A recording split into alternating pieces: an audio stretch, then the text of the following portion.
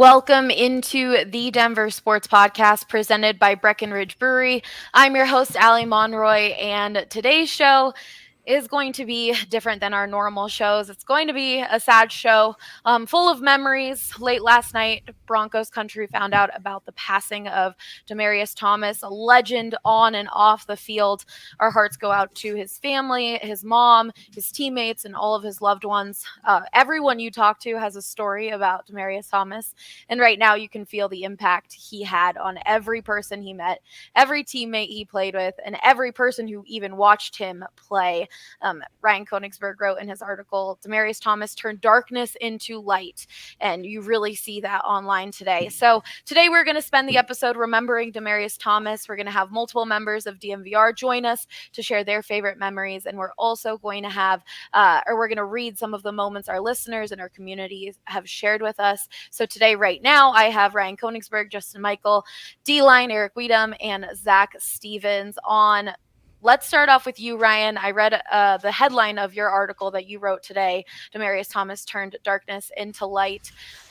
How are you feeling? What is one of your favorite memories of Demaryius Thomas? You've written about him quite a lot with his time in Denver. What's something that stood out the most to you?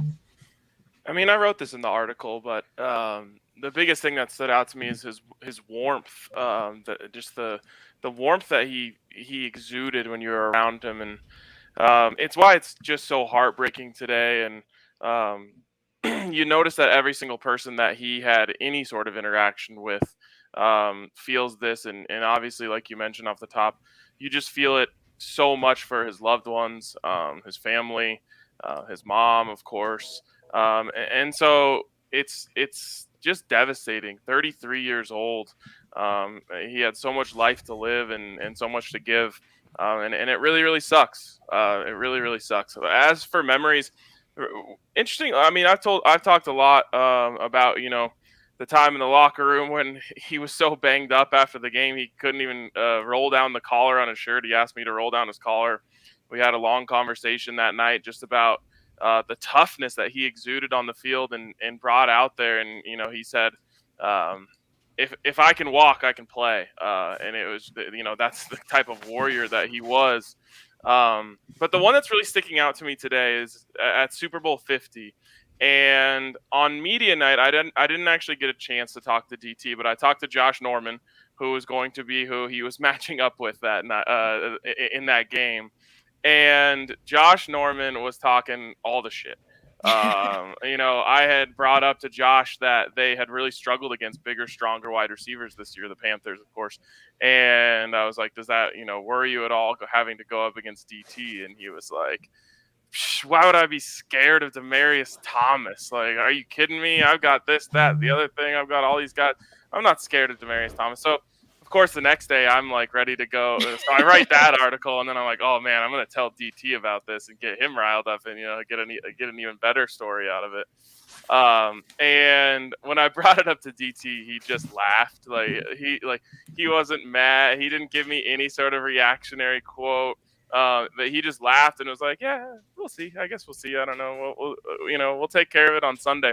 And the reason why that's coming up for me so much today is because it was like at that moment that I knew the Broncos were going to win the Super Bowl, because the Panthers had brought this fake tough guy attitude to all of their press that week. And just seeing DT like so absolutely unbothered by that and so confident in his squad. And, obviously the Broncos go on to win, but it was just like that, a little microcosm of who he was. And then the other one that I keep thinking about today is the Broncos.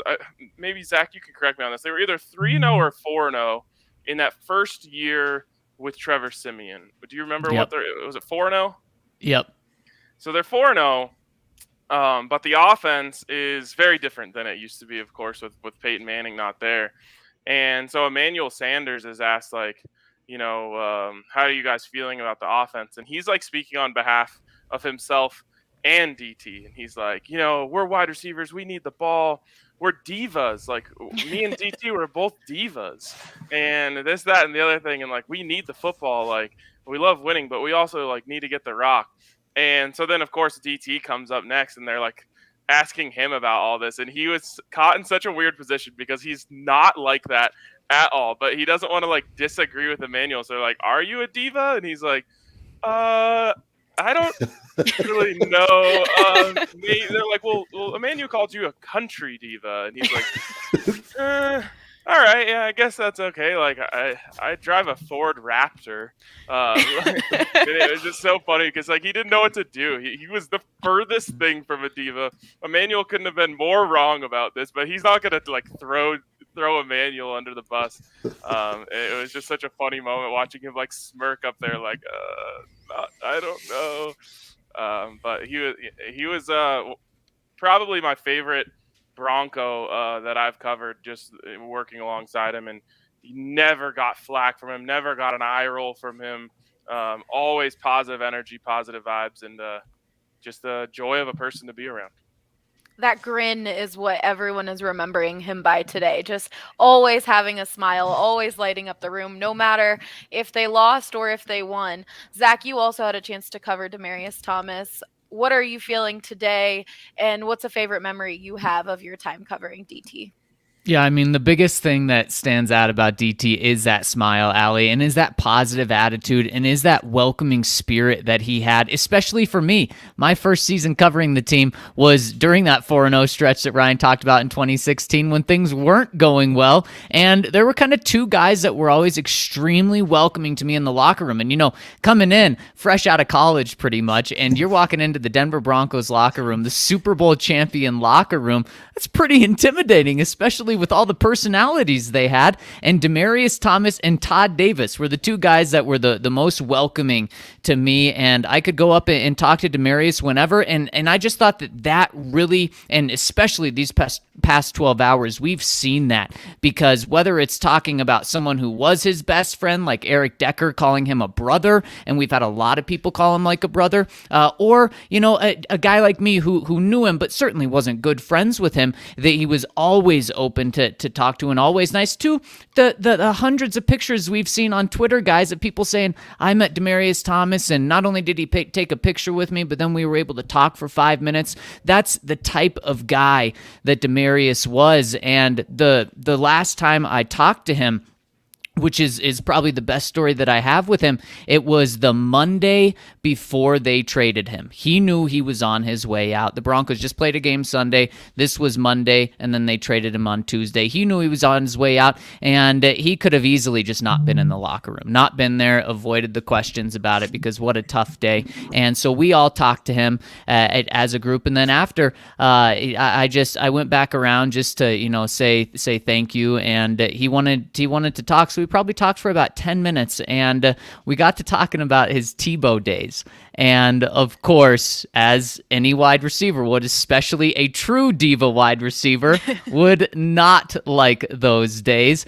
And one of the things that he kept saying about it was he was grateful for those days, because he got to catch, one or two passes a game, because he got to block and be on the run that the Broncos went on in the magical season. I mean, Demaryius Thomas couldn't have been in a worse football situation for a wide receiver. And the thing that he said was that he was grateful for that. And that's something that just really stands with me, because one of the things about DT, the smile was always there. The positivity was always there. And that's just something that you don't find in life right now. And that was something that Demaryius Thomas was every single day of his life. Yeah, I mean, you talk about the Tebow days, and this is a guy who came from Georgia Tech, who was running the triple option offense. Like, that'll show you that a guy's not a diva, that he was willing to go there and block on 90% of the plays that he was on the field for. And of course, he was an absolute freak of nature when it came to his ability of size and strength and speed, so he could block the hell out of that triple option offense.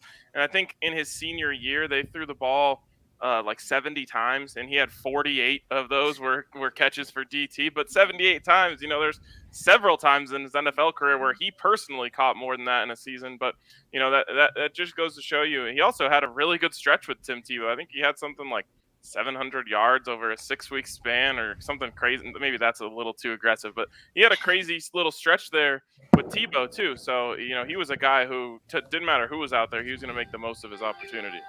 Yeah, I mean, Ryan, in 2011, he started 5 games. Now, he played in 11, but started 5 games with Tebow, and he had 551 yards. That may be his biggest accomplishment, is doing that with the not just Tim Tebow, not to bash on Tim, but the offense that just didn't throw the ball. Yeah. Number 1 rushing offense in the league. And, what's that, a 1,500-yard pace? Yeah, exactly. One of my favorite things that I've seen is the relationship that the relationship that Demaryius Thomas had with children and with Peyton Manning's kids. And Tyler Columbus posted a tweet saying about how he carried his son through the Super Bowl parade after winning the Super Bowl and everything. And you see everything he did in the community with the Boys and Girls Club. He just really, really loved being around kids and giving them and showing them love. And the videos that have come out from that have been my favorite to really see that kindness, that pure soul that he had. And besides just being a great football player, you even see Peyton Manning saying he was a Hall of Fame player. That's one of my favorite things that I've seen come out of this. Justin, what's your favorite memory of DT?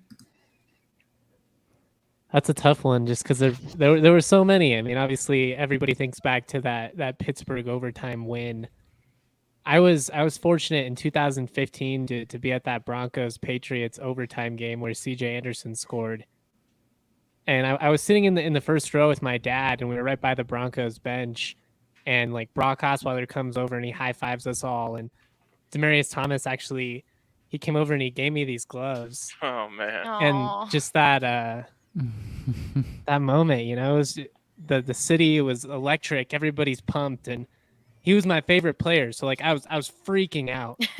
And there was like a little kid 2 seats over, and I couldn't believe that he gave the gloves to me, but I was wearing a Demaryius Thomas jersey, so I guess that helped my cause. But I don't, just so many moments, like with him coming into the league in 2010, that was right when I started as a freshman in high school, and that's kind of when I really started to get into football on kind of a nerdier level. They draft him out of Georgia Tech, and I'm going back, and people are kind of like, who's this Demaryius Thomas guy? And me, I'd nerded out watching him on YouTube, so I'm just like, oh no, he's going to be incredible. And then he just like totally lives up to the hype. And I remember that 2011 season so fondly because I got my girlfriend and her family all into football, and that team was so stupid, but they just kept winning. And like to this day, they still watch the Broncos now, like all because of that crazy run, and they couldn't have cared less about football before that. And he was just a special player, so explosive, so many quick screens that he took to the house. Like I don't think there was a more exciting Broncos player in my lifetime in terms of like yak ability, maybe rookie Brandon Marshall, but I don't know. He was a special guy, and this one hurts. It hurts more than anybody that I can ever think of that I didn't actually know personally. So, I don't know. I'm really glad we got to watch him for all those years, though. I'm just trying to focus on that, like all the special moments, all the happy memories. Yeah, exactly. That's something that I saw so many people say, that DT got them into watching the football, got them to fall in love with the Broncos just because of who he was. Eric, what's your favorite memory of DT?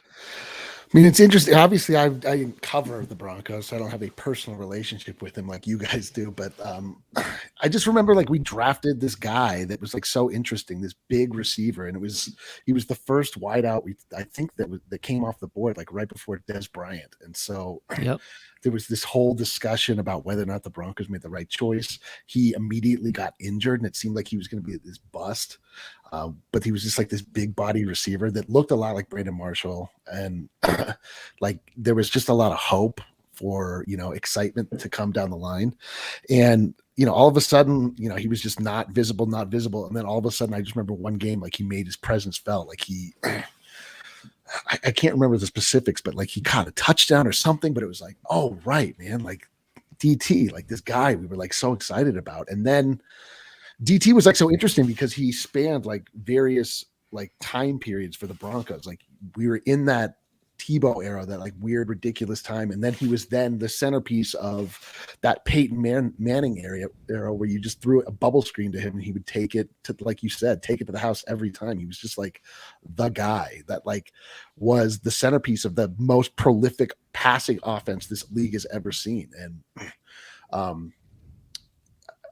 I was at Super Bowl 48, like literally the only Broncos player that showed up that day was Demaryius Thomas. Like nobody else cared to even continue to try after they just got shut down and embarrassed, and nobody told DT, man. Like he just went out there and just kept catching balls and like was engaged and like had pride and like never quit. Like he was just one of those players that you felt excited about.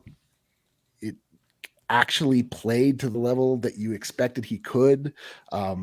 Had like a weird relationship with the fan base, like as the years went on. But like now that time has passed, like you look back, you're like, this guy was incredible. He's like the top Denver Broncos receiver of all time. But arguably, I think he's got the numbers to back it up. But like, I don't know, man. And it's just like another one of these things where you watch a guy's entire career. Like he comes into the league, you watch him play all of his games and retire. And then like now it's like, it takes you to a weird existential place for yourself. You just like realize like how fragile life is and how important it is to appreciate things when they're here. And just a wild feeling, like looking at all of this in totality and like trying to process it, not only as a Broncos fan, but just like as an adult human being, like walking the earth. And it's crazy too. It's nice to see the way that he touched others and, the impact that he left behind and like what it means to actually be a member of a community and do good things and make the most of your time here on earth. So it's like a weirdly emotional day. Like I'm just kind of in a daze, like trying to process all of it. Yeah, it's you brought up the interesting relationship there with the fans, and I have so much so many feelings about that. Zach knows I took every single chance I could to defend DT against anyone who wanted to talk about the drops and this, that, and the other thing. And Mace used to always say like, oh well, like one day he's gonna have his day in the sun when his jersey or when his name goes up in the Ring of Fame, and all that's gonna be washed away. And it's heartbreaking that we're not gonna get that, but it's happening today. Where like everyone is ready to move past whatever stupid comment they made about him and just appreciate DT. And it's really unfortunate the circumstances, but I do take a little bit of solace in the fact that like people are now ready to appreciate DT for who he was. And I think that there's like a lesson here in terms of the way that you go about your life and the way that you're going to be spoken about on, the day that you pass away. And I think we can learn a lot from DT in that regard, because people used to call into question his toughness, and I used to point to that Super Bowl that you talked about, Eric. Like this dude gets walloped on the first drive of the game, and it would have been so easy for him to tuck his tail between his legs. And a lot of people use that play as like a microcosm of the game, but what gets lost in there is just how tough he was to get back up. And like you said, he gave more than anyone that day. Yep.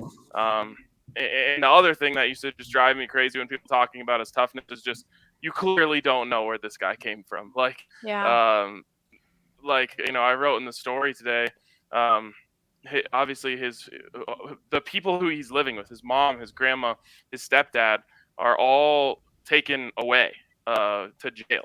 And he goes to school, and like he comes back on the school bus. He has no idea what he's supposed to do. Like he doesn't have a home anymore. And for him to be able to, again, just like he, peeled himself off the field in New York, he peels himself up off the ground there and goes and creates a really special legacy. So it sucks that we lost him, but man, he had an impact on the world that he probably wasn't supposed to have.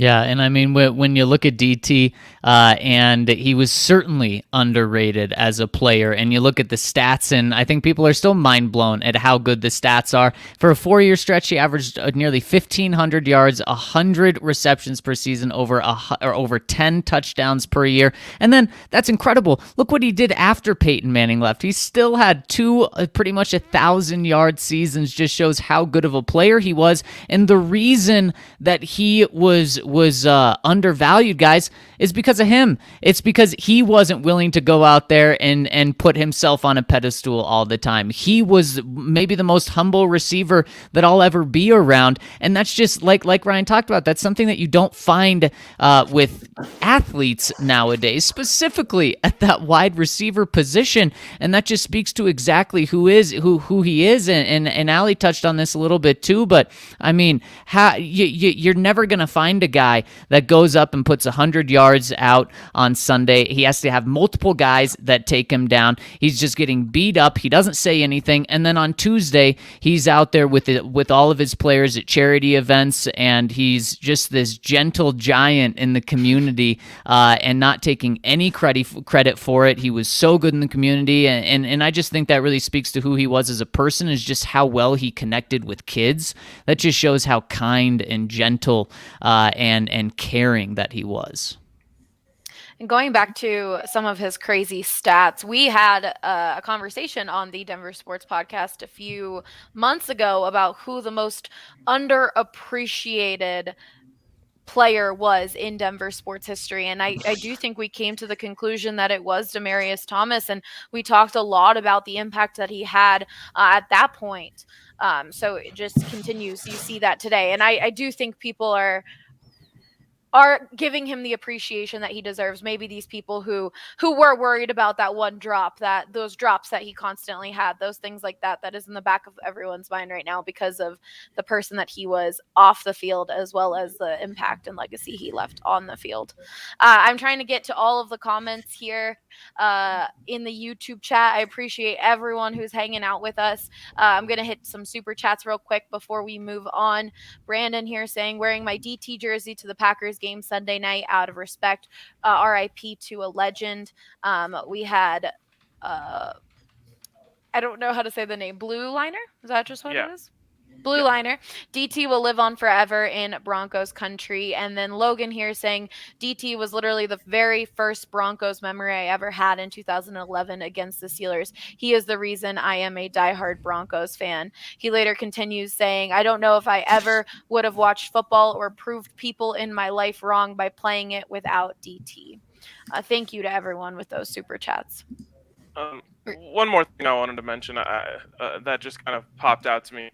It was just earlier this week that we're talking about the drops and fans' reactions and things they said and whatnot. And I'm sure a lot of people aren't feeling great about that today. But it was just this week when Melvin Gordon said something along the lines of like, "I'd love to be in Denver, but I know a lot of the fans don't feel that way."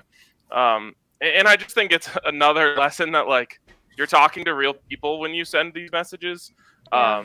And, they do read them and they do feel them. And I just think the combination of those two things happening this week may be just another lesson for us to be kinder to people on social media or otherwise. 100%.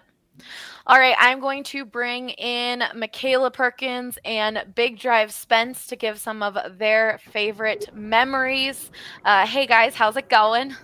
Good to see you all. Good. How are you? Good. Wish we were meeting in better terms, but Michaela, let's start off with you. What is a memory you have of Demaryius Thomas?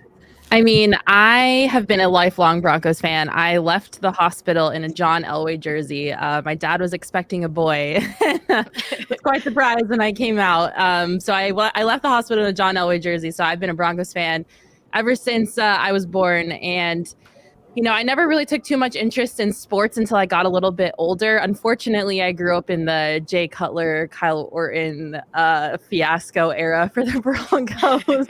So my fandom didn't really start until Peyton Manning came to this team. And I'm not even kidding. My earliest, most defining memory that I have of being a Broncos fan, besides my grandma screaming at the television every Sunday for the Broncos to go, go, go, was that crazy 80-yard touchdown reception from Tim Tebow in the 2012 wild card game. And that was seriously like the first moment where I was like, I am a diehard Broncos fan.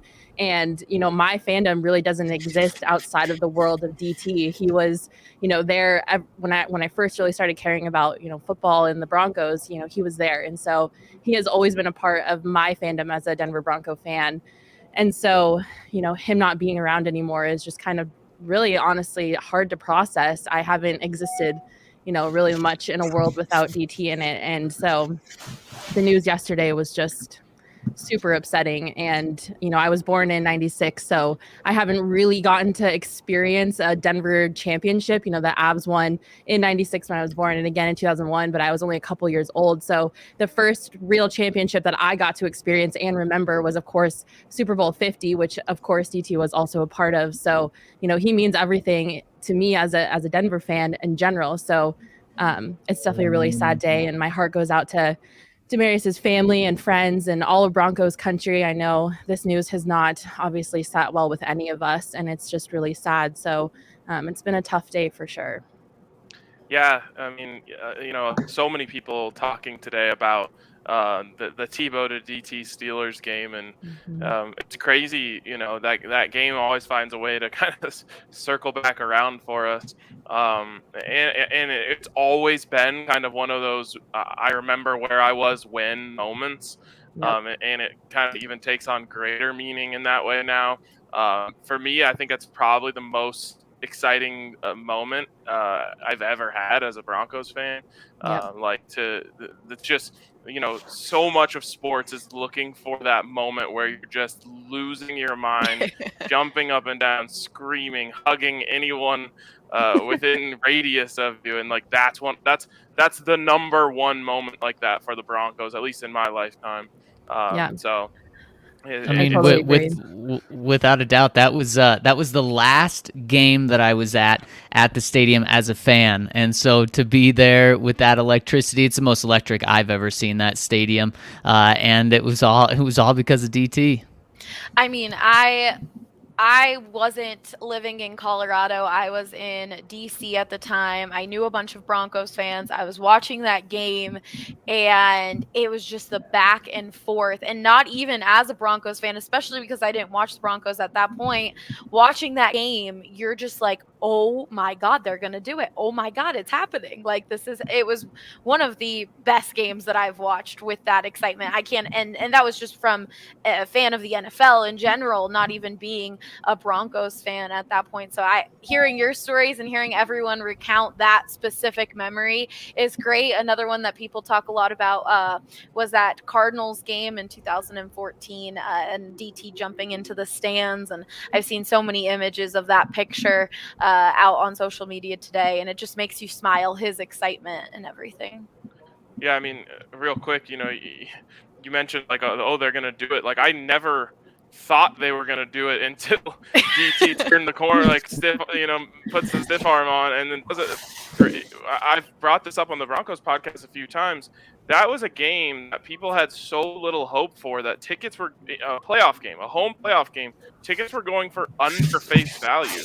The Broncos backed into the playoffs. They lost maybe one of the worst football games I've ever seen in Week 17 to the Chiefs.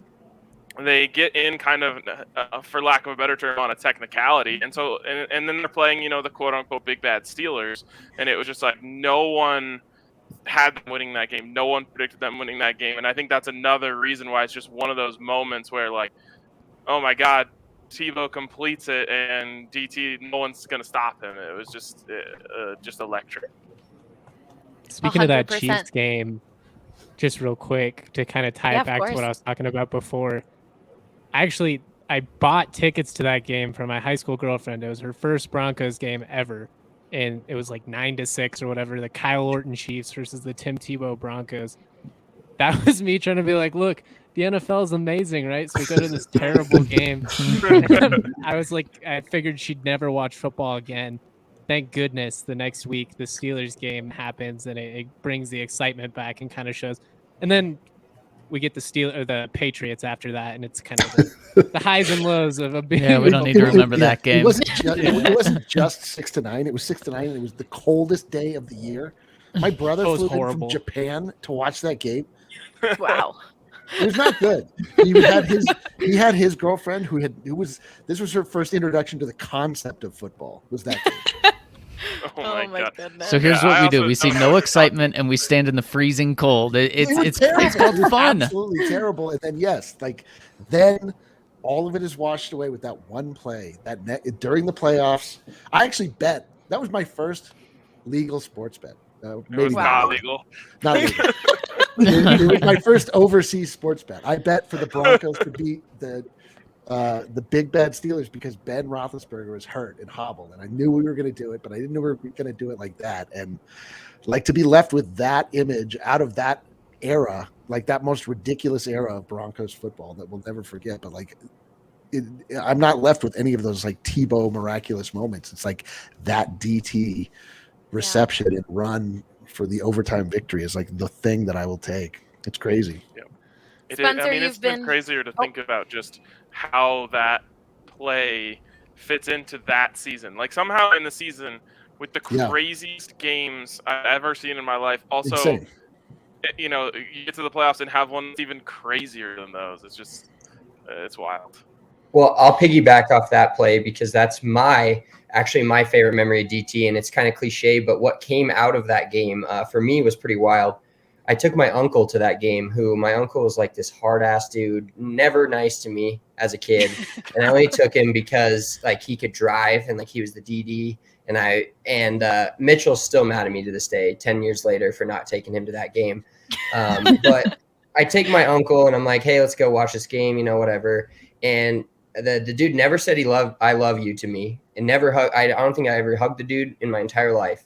And that play happened, and it was, of course, when the new rules came out. We didn't know if the game was over or not. So he starts jumping up and down, this white-haired, like 60-year-old man, looking at me. He's like, "Is it over? Did we win?" And I was like, "Yeah, I think so." And he just picks me up, like grabs me, picks me up. Is like, "I love you," and it was just, I was so shocked in that moment because I was like, dude, you've never, like, all you've told me my whole life is how bad I was at baseball, or why didn't I catch that ball, or this or that. And now all of a sudden he's like hugging me because of what DT did. And that moment was just so special. And I think what's crazy about this story is obviously 33 is way too young. DT was with the Broncos basically his whole career, but went to a few other places he was with the Patriots for not even an official game, I think. And guys like Tom Brady talk about the impact that he had. Guys that maybe had one interaction with him, everybody's got something to say about it. And I think once we look back at this, like it's still pretty fresh in everybody's mind. It'll encapsulate how truly special of not an athlete, but a person DT was. And just by looking at, I follow a lot of Broncos fans, Broncos players on Twitter, but even going to like the Tom Brady's and going to the players that played with him for 1 year, Jets players, Eric Decker, guys like that were with him in Denver and then left, truly had an impact on all their lives as a person. And then on the cherry on top he was maybe the best, most dominant Broncos receiver ever, stuck with us through Peyton, through Trevor Siemian, through Tim Tebow, through all the crap, and never said a word about it, just played his game and dominated. 100%. Here we have Sean saying in the comments, nice to be in a space with a community who understands why this hit me so hard. Love to all of you guys. And I've seen a lot of people bring this up. And for me, it was that similar reaction of when you heard the news about Kobe. This was the same for me in the sense of like not believing that it was real. Like you started hearing the rumors circulate and you were like, no. I was looking and I was trying to find, I was like, this can't be true. No way. And I saw everyone tweeting that like, no, not DT. And a few players came out and said the same thing. And so it was just, Kobe left such an impact on a lot of people's lives. And you see that Demaryius Thomas in the Denver community meant so much, an impact like that, the legacy that he left, and then on the NFL community as a whole. He was just such a special player, and that's why we felt like today we had to do this. We had to come in and talk about all the great memories, and reminisce on this, because he was such a wonderful person and player, and it was something we had to do, and we wanted to include the community in that.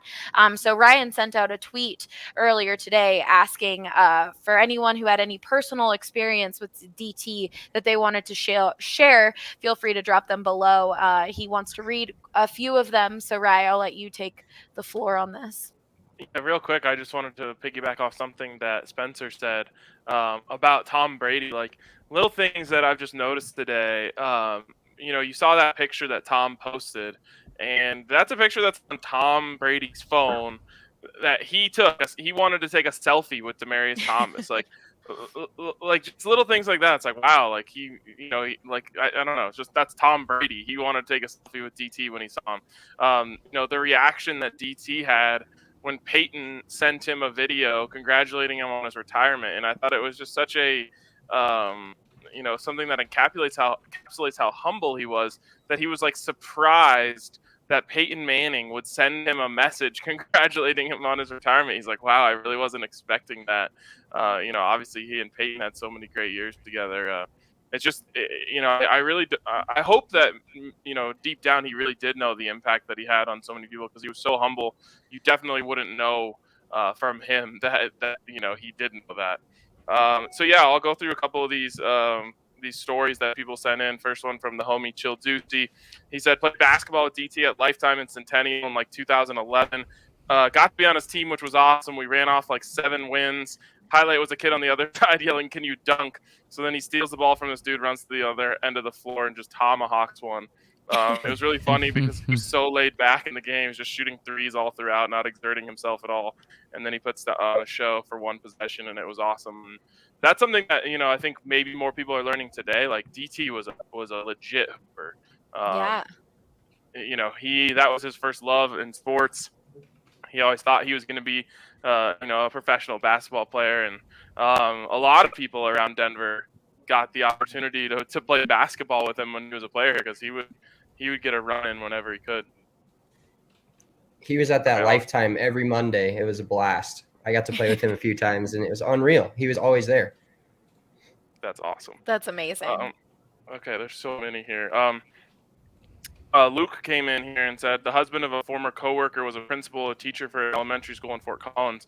He had a student who was going through a really hard time. The student was a huge DT fan.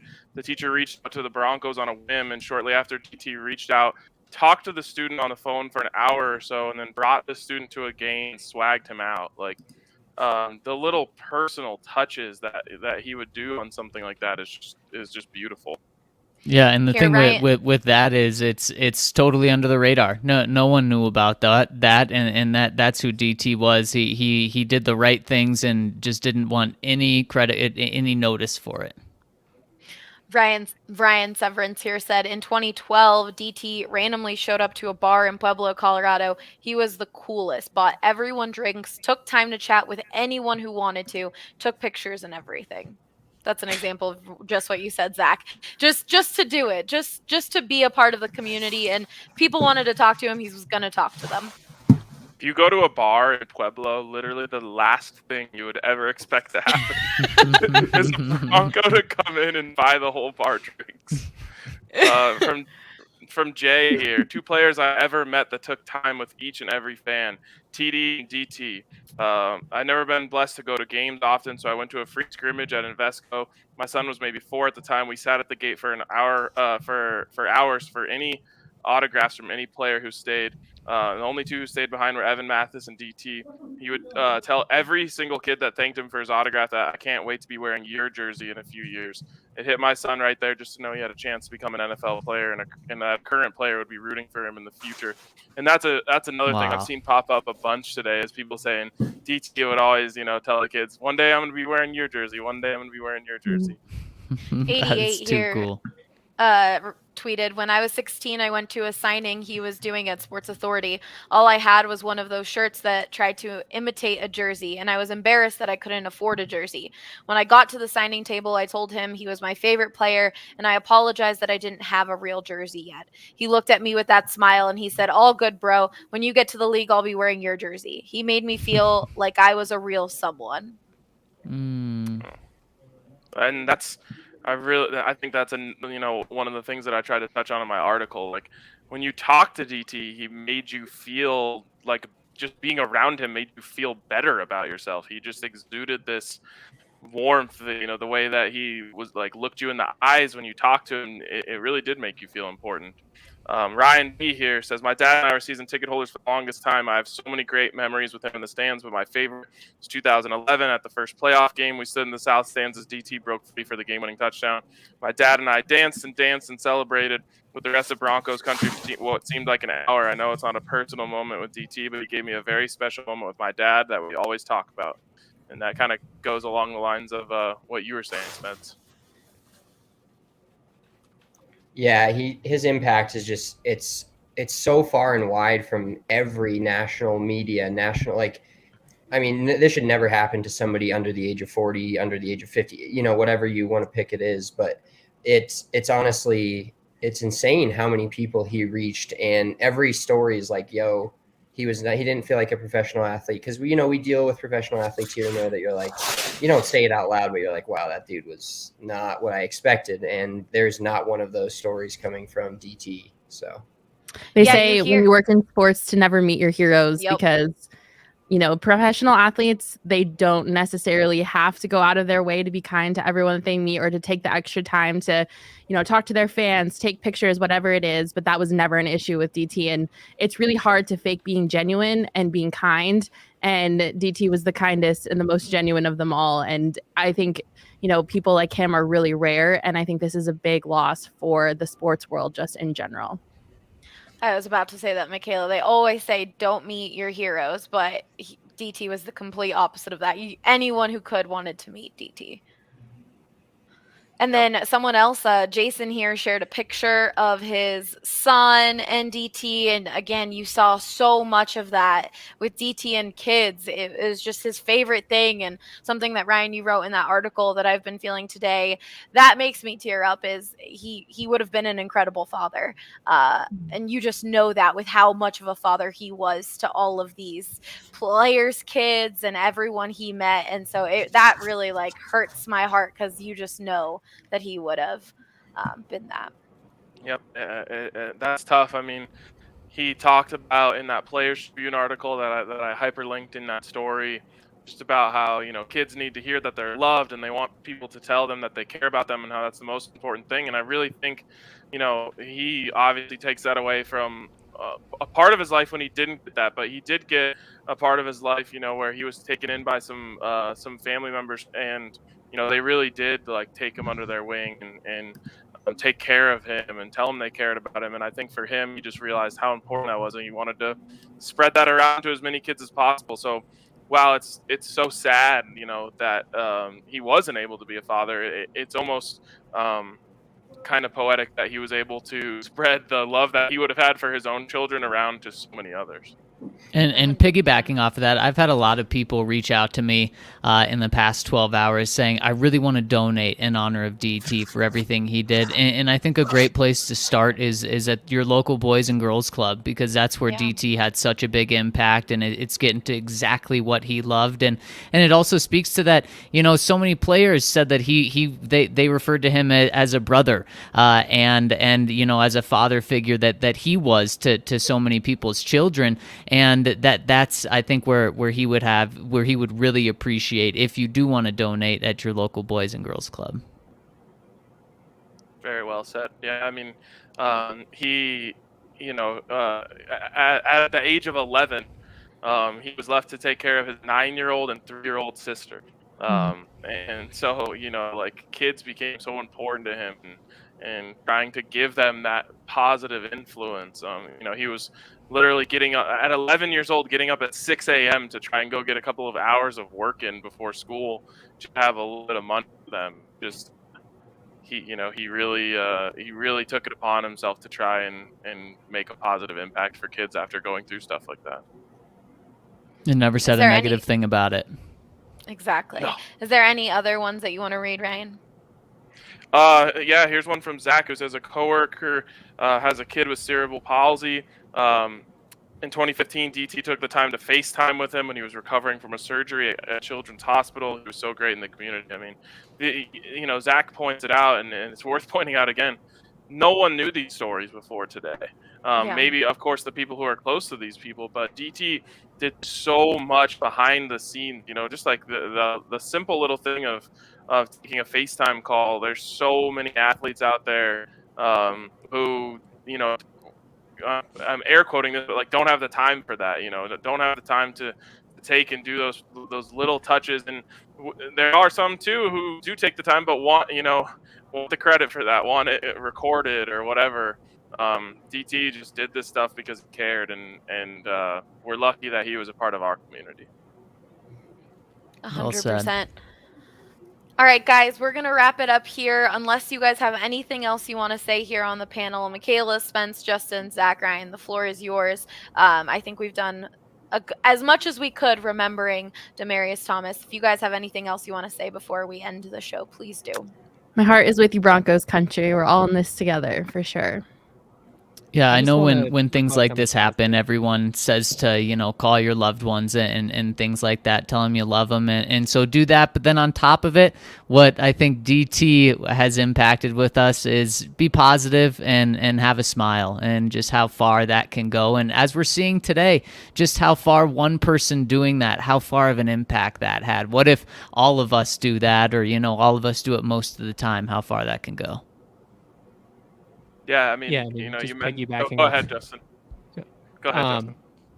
Just the impact he had on so many people's lives, either directly or indirectly. I mean, we just sat here for 45 minutes and talked about all the things he did for people without trying to get the promotion, or all the positive memories people have, whether it's Spencer with his uncle, or, I started thinking back to going to both those AFC championships with my dad. And DT he played a really big role in so many of our lives, I think. And obviously sports just have a way to bring us together. And I don't know, it sucks that we've lost such a influential and such a significant part of such a fun Broncos run, such an important member of the history of this franchise. And I don't know, I've been really emotional this week. I have to go to a funeral tomorrow, so I've been kind of reflective anyways, but I hope that someday when I die, people will be able to look back and say, he made my life better, because I feel like that's the way we view Demaryius Thomas. So just, try and leave a positive impact.